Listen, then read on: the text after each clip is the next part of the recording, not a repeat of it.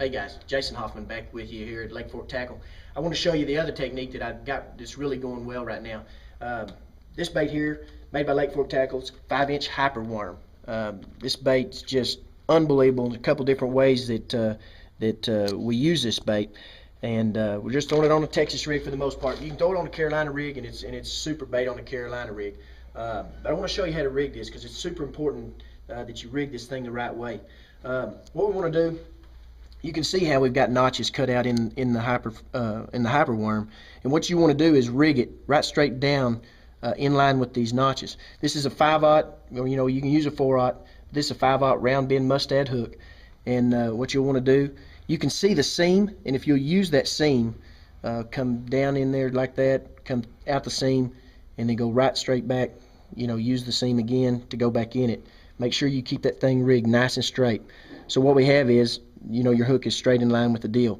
Now, I'll throw it a lot of times with the paddle tail intact, but here's a little trick for you to get you a little bit more action. Sometimes it gets you more bites, and that's the key when you're trying to win this money at McDonald's.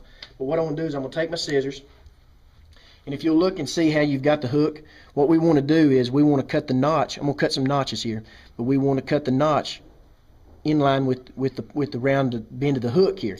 So what I want to do is I'm going to take my scissors, and I'm going to come in right about there at an angle, and I'm going to cut me a notch there, and then I'm going to take the same scissors, and I'm going to come on up a little bit further and cut a notch there.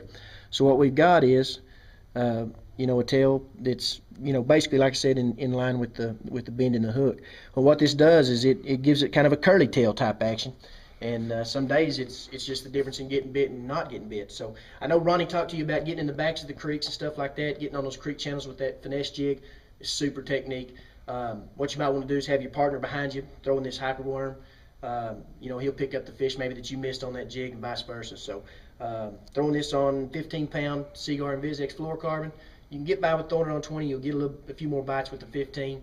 But depends on the wind. Throwing it on a 1/4 ounce, tungsten weight. Or 3/8 ounce tungsten weight. Just depends on the wind situation, how deep you're fishing.